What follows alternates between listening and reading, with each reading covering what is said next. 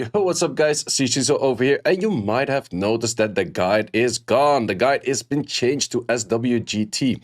So for the people that are familiar with it, don't really have to explain, but I will be explaining a bunch of features that you probably might not be familiar with, because this site has so freaking many features that I don't even know half of the shit that's in here. But I did do a collaboration with Seiishizo, the maker of SWGT, to put the sheet into SWGT. Makes it easier for me to keep it up to date, and also just easier for you guys to find because we can combine that with a bunch of the other features within the site. So it's still work in progress, but for now it is definitely working. So it can be found over here if you go to the top right and then go to game guides. This will also be linked in probably every video in the description, linking towards this page. Also, there is a link to that on my Discord, so if you want to see about that, or if you want to give any feedback on any of the guides or anything that we could add to this, let me know in the Discord as well. I have a specific tab. It's called something like the Game Guides Archive or Game Guide Suggestions and that kind of stuff. So what is this all about? Well, the same thing as I had in the sheet before. You can go on any of these and you pretty much just see is like, okay, what are the minimum requirements that you need to do for the boss, for example, or for like the whole stage itself, or if there are any specific notes. What are the best teams out there, those kind of things. What is my favorite? That is always mentioned over there as well. And then also, of course, links towards the video guides to see how those teams actually do revolve around. What we're planning to do in the future as well is that they would gray out all of the units you don't have, so it makes it a little bit easier for you to look at which units you do and do not have. But that pretty much goes on for all of the dungeons out there, which the teams are that I recommend. And yeah, pretty much that. It's as simple as that. It's just links to all my videos, and it just makes it a little bit easier to find, like, okay, what is good, how is it working, how is it not working, that kind of stuff. And then you can easily go through and see what that is all about. We do also have links towards like all of the active tier lists that I have. I always make in January all of the active tier lists, plus like the seasonal tier list for like RTA and stuff. I also have a whole bunch of progression guides, like account management, like what runes to keep, what to sell, artifacts, best skins to use, those kind of things.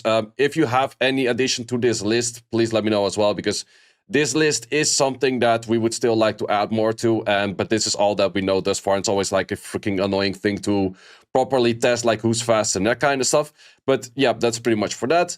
Then we also have like things on like speed ticks, if you're not familiar with that. So the whole bunch of guides are going to be embedded within this site right now. So as mentioned in the Discord of mine or in the Discord of Seiishizo, you can find it on his website as well. You can ask or give any suggestions on those things. But I also did say about what kind of features do I like to use from SWGT that you might not be using yet. So I won't go over the super obvious features. I will go over the features that I personally do really recommend you to use, because it's just crazy good. So first of all, they have the game codes. We used to use SW.jp or so, SWQ.jp or something like that, but that one no longer works. But Seiishizo was right away. It's like, oh, then we just make it in here. So, yep, we have that right here, right now. It's just SWGT/game code. So if you do want to save that somewhere, it's the easiest way to get all of your codes. Like, sure, you can watch all of the streams and that kind of stuff, or you can join the official Discords. They mostly post in there. But if you just want to have a one list view of what are the active codes right now, this will be your best place. We also have an about page. Or, well, he has an about page. If you want to see what kind of features are in this thing, there's a lot.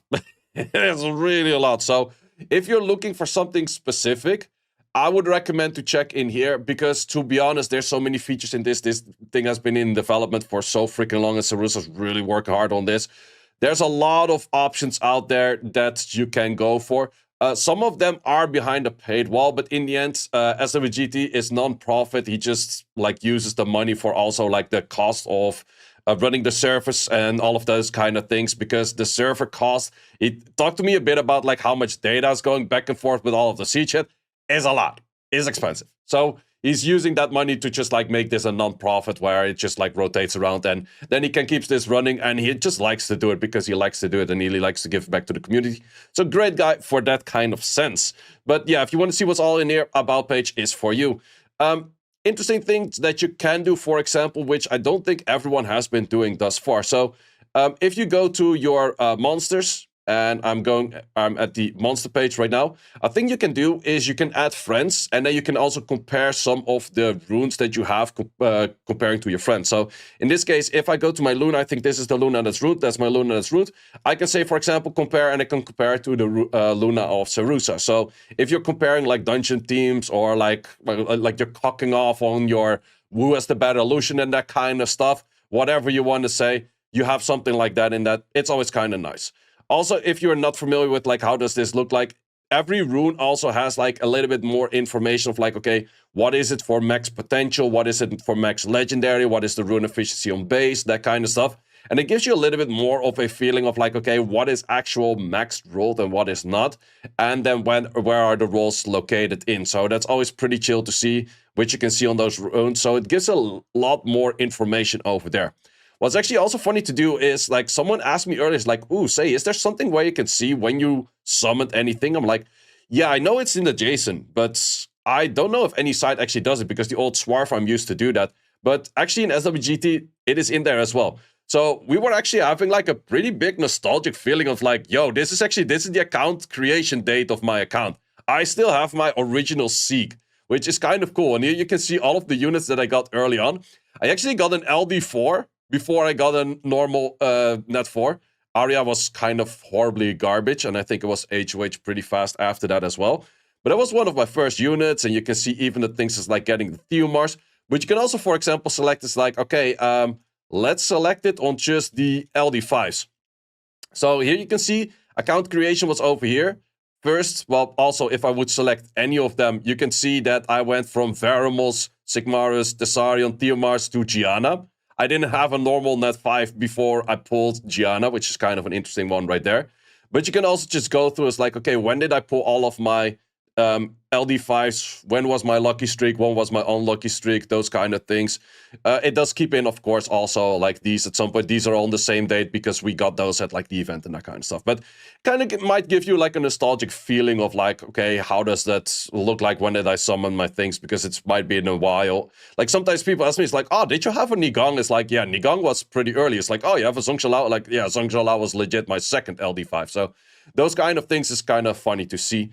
What do I have over here? Oh yeah, that's the account summary. That's located over here on the account summary tab. It does give a whole bunch of information. You can actually tweak it yourself, like these scores, like what does it actually mean? You can tweak them yourself, saying like, okay, after certain rate, what is your best score? You can also see like the rune averages. If I were to scroll down right now, I would showcase also all of my best speed sets, which I'm not gonna do. That is for you to decide on your own account. But you can also compare this to like a current state to like an older stage, so you can kind of see your progression going. If you have like the feelings like, ooh, I'm not really progressing or anything, then that might be a way of like you saying, it's like, okay, that might actually be progressing a little bit. In here, you can also maybe see is like, okay, what should you be farming more for? So in this case, for me, it's actually Steel Fortress is arguably the best thing to farm for by this logic. Might be kind of true, but it's also kind of depending on like how you set up those scores. So for example, like if we just look at the rune scores, it's totally fine. If we look at the artifact scores, it's a little bit on the lower side. And then I would say, you have decent artifacts. Of course, you also have a list of like all of your runes. You can select them by like max efficiency and blah, blah, that kind of stuff, or like the max efficiency that it could potentially be. So 139.9 is the highest I potentially have. The highest I currently have is 133. It's because of Ancient. Like Ancient always does tend to end up higher. Because this, for example, is a hero. And this hero is my third best rune. Because it's a hero that's like near max on like 12, 11, another 11 and a 6. And it's actually pretty decent rune because it's a 31 speed on the hero. So I have like 2 or 3 of those. But yeah, that's kind of what you can see is like what are the potential for your runes. And that's also where you can just do a lot of stuff. One thing that I personally use a lot, especially for legendaries, you have like the gem and grind optimizer. If you go over here and let's say that we're just looking at, which one? I haven't done this in a while, to be honest. Let's say we're looking at Vio. I'm not sure if I have any grinds for Vio at the moment. So over here, do I have any legendaries? I have legendary speeds. Okay, that's good. So I can select legendary speeds. And then it's going to be finding every rune on Violent where I could place a legendary speed at. And you can min-max everything. It's like, okay, I want to see the legendary speed where I can place a legendary speed at with the highest speed that it has on base. So it's like, oh, the 25. Might I want to place on that? Oh, no, wait, that's a flat step. Maybe I don't want to do that. What is the highest current efficiency? Is that a rune that I might want to do? Maybe also not. But you can kind of go back and forth over here. And this is by far, in my opinion, the best way to place your legendary grinds. Like hero grinds, you can just kind of place here and there. It doesn't really matter all too much if you waste a bunch of them. But if you get legendary grinds, sure, might be you have like a notepad or you write it down in a book or anywhere. It's like, oh, I want to place those here, here, and here. But you always have these few runes, like even if you tag a bunch that you might forget. A nice thing to also check is like, okay, what is the delta between, I guess it was called delta, I did a master in like with a lot of math and stuff. I already completely started to forget shit because I wanted to forget. But yeah, you have like the difference between like your current and like the max potential and that. You can also check that over here. And you can also just straight up select this that we only want to see like legendary runes and those kind of things. But there's a lot of options out there that just makes it easier for you to find like, hey, where can I actually put grinds, and do I want to go for something that is just, do I want to put a higher speed on higher speed one? Or do I actually want to look for like a high efficiency one? But definitely you can min-max a lot in here. And what I mostly tend to do after I did a lot of R5, I just go through every individual rune type. I just start clicking on, it's like, okay, HP percent for all of these. Let's see, do I have anything that's useful? Do I have anything that is currently already in use? Do I have anything that's, I think you can set it over here somewhere to your RTA settings as well. Was that in here? I'm pretty sure. Oh yeah, build.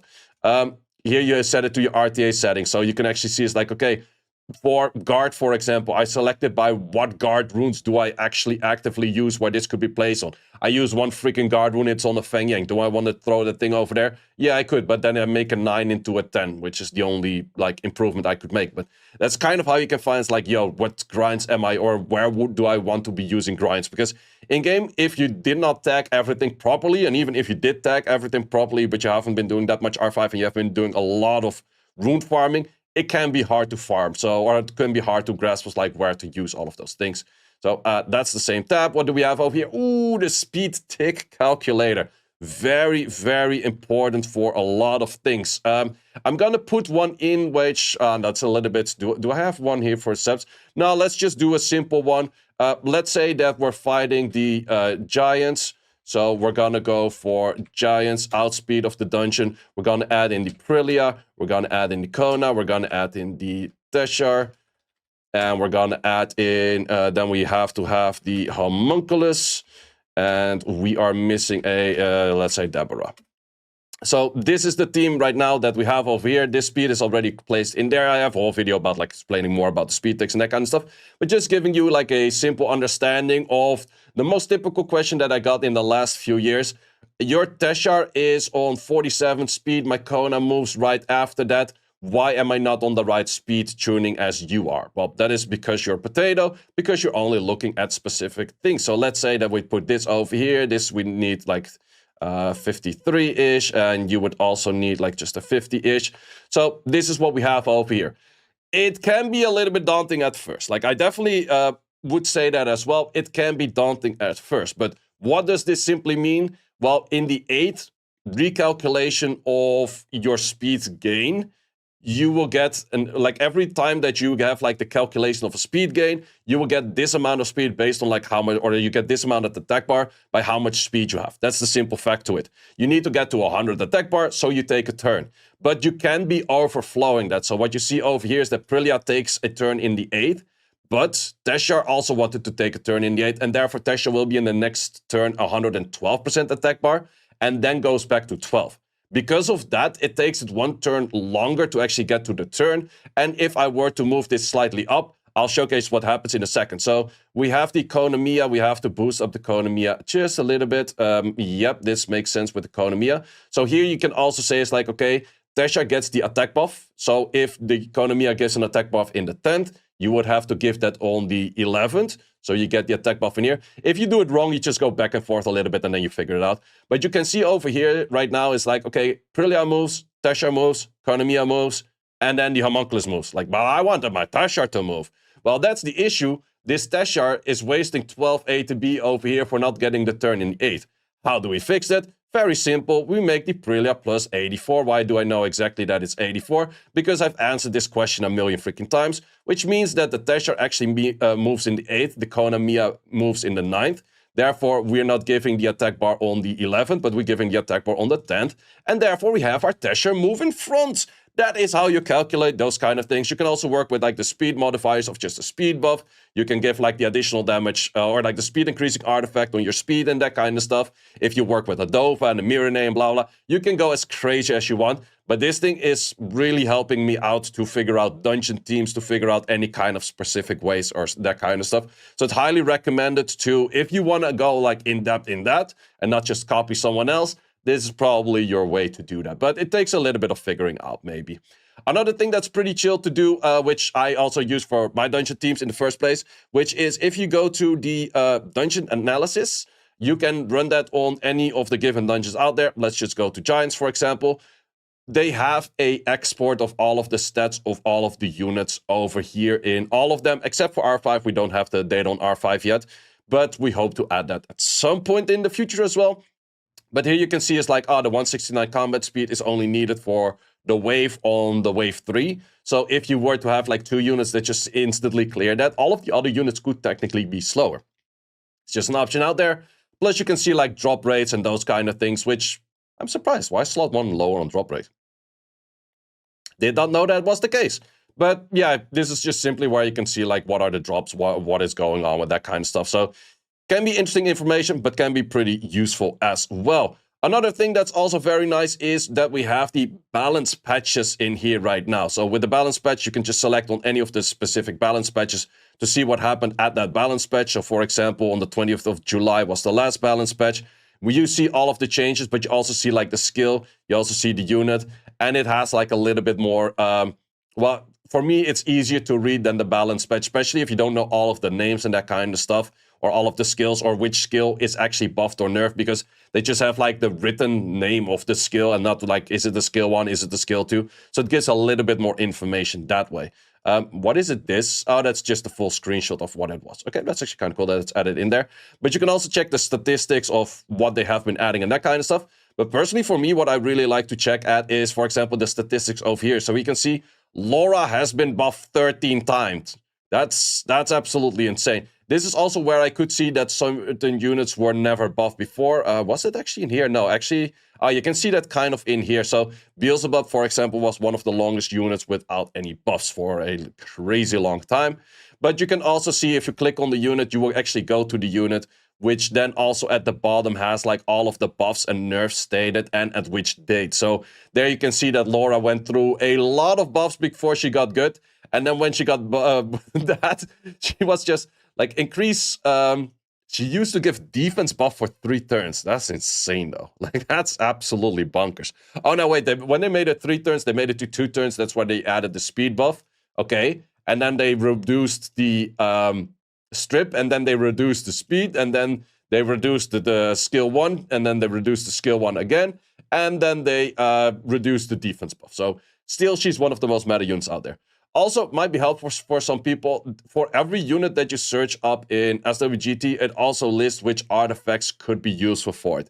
In my opinion, it's a little bit too generous of what's all good, because it just pretty much says anything that is usable is good, which is not necessarily really the case, but at least you can kind of see what's usable. But it would be cool if it also does highlight like what are the actual hard things to focus on per unit, but then you would have to do a lot of work to make that actually work. I'm not really sure how it's like gathering all of this. I think it's just checking each individual skill and see if like, oh, if you don't have counterattack, you probably remove this and that kind of stuff. But yeah, it would be cool if it also does showcase like what's the actual good ones, but that will be a lot of work to do. Probably a lot of manual work, and that's mainly the issue. So that's also exactly what I showed over there, and this one I also did show already. Besides what I mentioned, there's a lot of stuff for guilds that are really good. There's a lot of stuff in there in the first place. There's just in general so freaking much in this thing. So definitely check out the About page. Maybe you're scrolling through something and you're reading something here on the left and you'll be like, yo, that actually makes so much sense. I should try that out. Then definitely give it a try. So website is SWGT. Just wanted to make a quick video about yapping what's all possible with this website. Plus, of course, you have all of the game guides now sitting over here. So if you need any of the game guides, they're over here. Link to this will always be in my Discord, and I'll probably be posting like a link to the guides in every video that I make, at least if I don't forget it. But it will definitely be in this one, guys. Thanks a lot for watching this one. As mentioned, if you have any feedback, ask it either in my Discord for the game guides sheet or whatever channel it's called right now. You will find it there somewhere, or ask it in the Discord of SWGT. Guys, thanks a lot for watching. I see you as always in the next one. Thanks for watching. If you would like to see more guides, join the Discord and check out the content tab for the guide video archive, which contains all of the guides that you might need. Hope to see you there.